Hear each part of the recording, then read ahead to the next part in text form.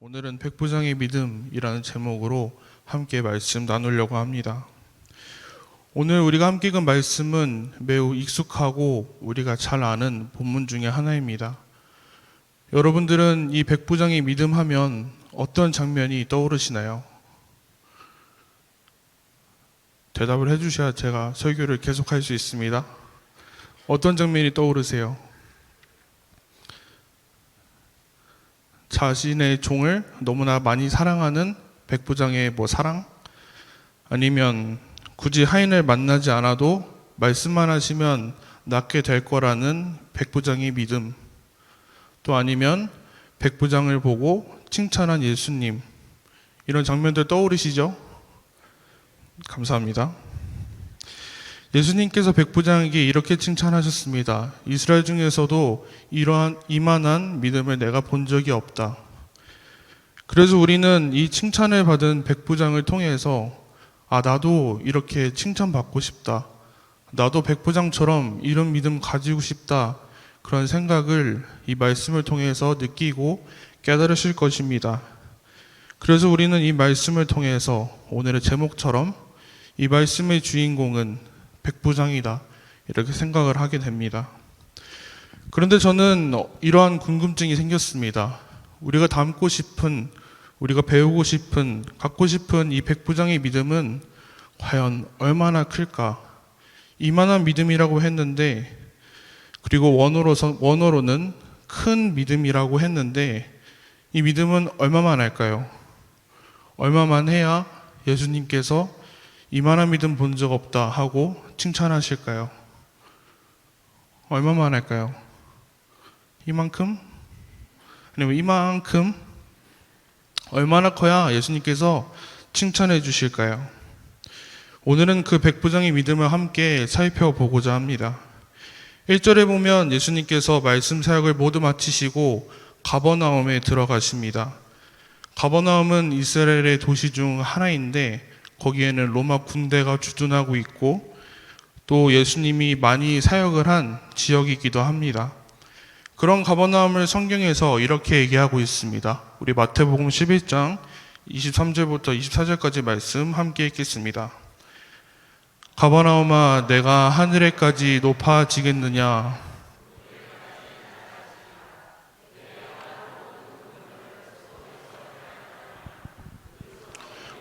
있었으리라. 내가 너희에게 이르노니 심판날에 소돔 땅이 너보다 견디기 쉬우리라 하시니라. 아멘. 여기서 나오는 소돔은 소돔과 고모라 할 때 그 소돔이 맞습니다. 성폭력이 많이 일어나고 도덕적으로 타락한 그 땅, 그 도시 소돔을 얘기하고 있습니다. 유황불로 멸망한 그 소돔, 그 악한 도시 소돔보다 더 악한 도시, 바로 오늘의 말씀의 배경인 가버나움을 얘기하고 있습니다. 그 악한 도시에 한 백부장이 있었습니다. 아주 사랑하는 종이 있었는데 그 종이 곧 죽게 되었습니다. 그런데 가버나움에 오신 예수님의 소문을 듣고 이 백부장이 예수님을 찾습니다. 많은 사람들이 많은 말씀을 선포하신 예수님이기도 하지만 또 많은 사람들을 치유해 주신 예수님의 소문을 듣고 만약 여러분들이었다면 어떻게 하시겠습니까? 예수님을 찾아가지 않을까요? 소문난 명의가 있다면 거금을 들어서라도 어떻게든 치료를 받으려고 무릎을 꿇어서라도 빌고 부탁을 하지 않겠습니까? 그런데 이 백부장은 직접 예수님께 가지 않고 장로 몇 사람을, 이스라엘의 어른들을 예수님께 보냅니다. 4절과 5절 말씀 함께 보겠습니다. 이에 그들이 예수께 나와 간절히 구하여 이르되 이 일을 하시는 것이 이 사람에게는 합당하니이다. 그가 우리 민족을 사랑하고 또한 우리를 위하여 회당을 지었나이다 하니. 어떠한 이유로 백부장이 장로들을 보내는지는 잘 알지 못합니다. 이 백부장이 억지로 이 장로들을 시켰을 수도 있고요. 아니면 정말 말씀대로 이 백부장이 우리나라를 침탈한 로마인이긴 하지만 그래도 우리 민족을 정말로 사랑하고 그래서 회당도 지어준 아주 감사한 사람이기 때문에 그 사람을 위해서 나섰는지 잘 모르겠습니다. 하지만 어떤 이유로든 이 장로들은 예수님께 나온 장면을 보면서 우리의 모습을 한번 보게 됩니다. 우리도 오늘 말씀에서 장로들이 예수님 앞에 나온 것처럼 우리도 하나님 앞에 나아갑니다. 그리고 간절히 구합니다. 지금 이 자리에 오신 것처럼 저희들은 간절히 구할 것이 있기 때문에, 간절히 소망하는 것이 있기 때문에 기도하기 위해서 이렇게 우리는 나아옵니다. 그런데 우리도 장로들처럼 구하고 있지는 않는지 모르겠습니다. 저 백부장이 우리를 위해서 우리 민족을 사랑하고 회당도 지어줬으니 그러니 이 사람의 종을 치유해 주는 것이 합당하니이다, 마땅합니다.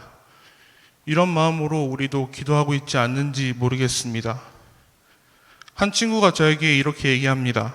목사님, 제가 꼭 이루고 싶은 것이 있는데 그래서 열심히 교회도 다녔고요, 헌금도 하고요, 기도도 하고요, 금식도 하고 봉사도 하고 다 하는데 왜 제 기도 안 들어주시죠? 이런 얘기를 하곤 합니다. 우리도 이럴 때가 있지 않습니까? 내가 이런 것도 하고 저런 것도 하고 이러해서 저러하니 하나님 들어주세요, 하나님 해주세요, 이렇게 기도할 때가 얼마나 있는지 모르겠습니다. 내가 판단하고 내가 정하는 기도, 그래서 하나님 이만하면 주시지요, 이만하면 제가 받아도 마땅합니다, 이런 기도, 이런 마음이 우리에게 있음을 고백합니다. 주님 앞에 나와서 간절히 구하는 기도를 해야 하는데 우리는 거래하듯이, 우리는 당연히 보상받듯이 예수님 앞에 오늘 장로들처럼 나아갈 때가 있습니다. 구하면 주시고 찾으면 찾게 해주시고 두드리면 열어주실 거라는 그 말씀에 얼마나 그리고 어떻게 라는 말은 들어있지 않습니다. 열릴 때까지 두드려야 할 것이고요, 찾을 때까지 찾아야 할 것이고 주실 때까지 구해야 합니다. 얼마나 걸릴지 또 어떻게 힘들지 우리는 잘 알지 못하지만 한 가지 확실한 것은 하나님께서 우리에게 주신다는 것입니다. 우리가 구할 때, 우리가 찾을 때, 우리가 보려고 할 때 하나님께서는 주십니다. 그런데 우리의 마음대로, 우리의 뜻대로, 우리의 생각대로 주시는 것이 아니라 하나님께서 하나님의 때에, 하나님의 시간에, 하나님의 마음에 주시는 겁니다. 하나님 앞에 거래하는 기도, 보상받는 기도, 당연히 마땅히 받는 그런 기도가 아니라 정말 간절히 구하는 기도를 하는 저 여러분이 되시기를 소망합니다. 말씀을 이어서 보겠습니다. 예수님께서 장로들을 따라 백부장의 집에 거의 다 왔을 때 백부장이 직접 나오지 않습니다. 또 친구들을 보냅니다. 예수님, 수고스럽게 집으로 들어오지 마시고 저는 모실 자격도 없고 그래서 마중 나오지도 못했습니다. 그저 말씀만 하시면 제 종이 낫습니다. 예수님, 말씀만 해주세요 하고 친구들을 보냅니다. 여러분은 친구들의 입을 통한 이 백부장의 말이 어떻게 보이십니까? 어떻게 들리세요? 분명히 백부장의 겸손한 태도, 겸손한 믿음이 보일 수도 있습니다. 하지만 지금의 우리처럼 예수님을 믿는 것이 아니라 그저 예수님에 대한 소문을 듣고 예수님을 직접 보고 들은 것도 아니고 그냥 떠도는 소문을 듣고 장로들을 먼저 보낸 것을 보았을 때, 또 이번에는 직접 나가는 것이 아니라 친구들을 보낸 것을 보았을 때 아마도 그냥 듣기 좋은 말로, 그럴싸한 말로 예수님을 돌려보내는 것이 아닌가, 이 유대인 예수님을 집으로 들이지 않으려고 하는 것이 아닌가, 그런 생각도 해봅니다.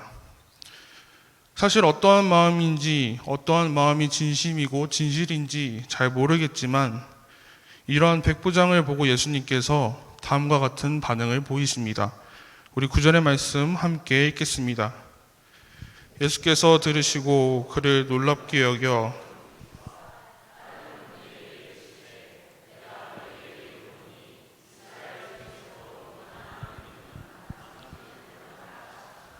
아멘.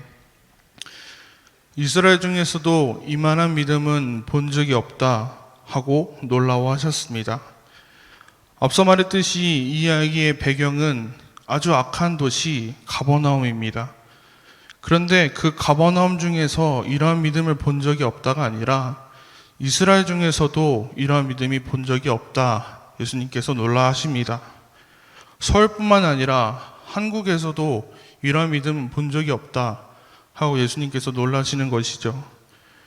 그리고 이 말씀을 또 보다 보면 이스라엘 중에서도 이 백부장의 믿음 같은 게 없다면 예수님의 제자들은, 예수님이 직접 보고 따른 그 제자들의 믿음도 이 백부장보다 작다는 의미가 됩니다. 그럼에도 여러분은 이 백부장의 믿음 크게 보이십니까? 아니면 훌륭해 보이십니까? 훌륭하긴 하지만 이렇게 크게 이만큼 보이시진 않으시죠? 마태복음을 보면 예수님의 제자들이 왜 우리는 귀신을 내쫓지 못합니까? 라고 물었을 때 예수님께서 이렇게 답하십니다. 너희 믿음이 작기 때문이다. 너희들이 이 겨자씨 하나에 만한 믿음이 있다면 이 산을 저 산으로 보낼 수 있는데 너희들이 이루지 못하는 것이 없는데 너희들은 그 작은 믿음도 없다 하고 예수님께서 말씀하십니다.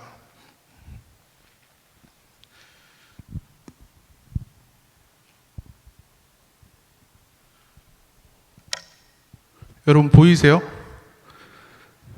지금 제 엄지에 아주 작은 점을 그렸습니다. 왜 그러냐면요, 한 겨자씨가 요만합니다.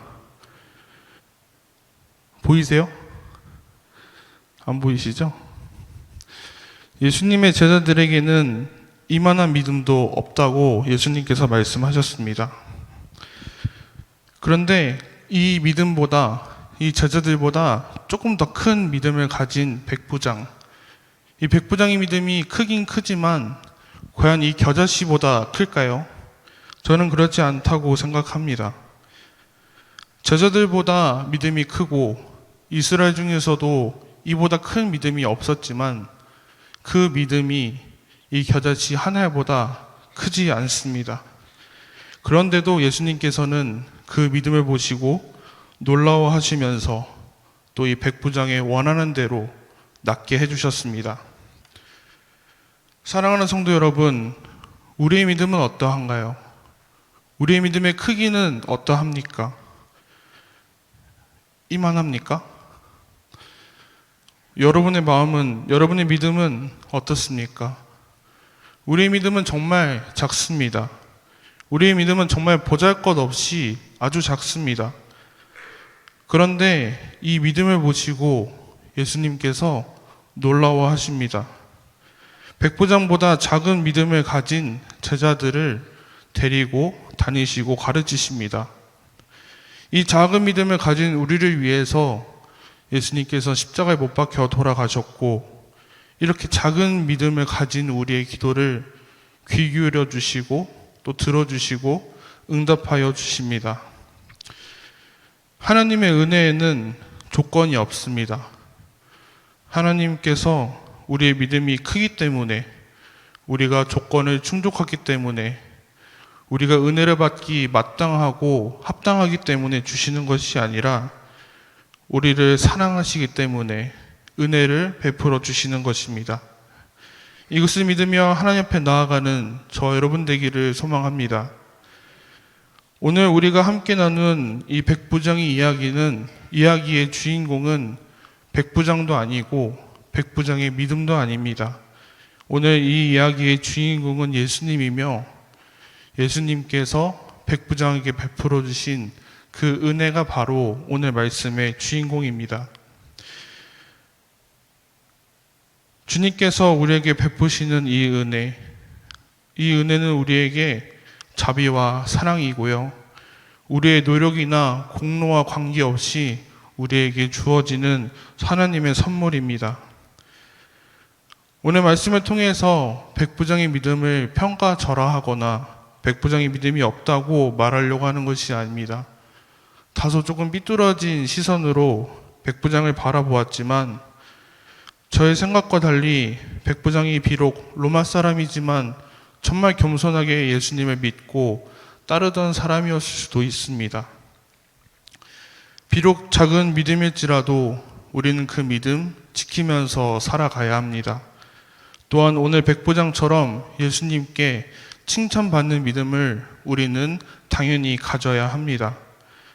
하지만 그 칭찬이 우리의 믿음이 커서 듣는 것이 아니고요. 우리가 잘 믿어서 듣는 것이 아니라 비록 작고 연약하지만 하나님께서 크다 여겨주시고 이만하다 여겨주시는 그 은혜를 잊지 않고 살아가는 저 여러분이 되기를 소망합니다. 하나님 앞에 간절히 구하기 위해서 금요 기도에 나오지 않았습니까? 내 믿음, 내 합당함을 주님께 아뢰는 것이 아니라 온전히 겸손한 마음으로 주님께 간구하며 나아가는 우리가 모두가 되기를 소망합니다. 그럴 때 하나님께서 우리를 보시고 이만한 믿음을 내가 본 적이 없다. 이만한 믿음, 정말 크고 아름다운 믿음을 가지고 있구나 칭찬해 주실 줄로 믿습니다. 이러한 은혜를 하나님께서 우리에게 베풀어 주십니다. 이 은혜를 모두 누리고 살아가는 저 여러분이 되시기를 주님 이름으로 간절히 축원합니다.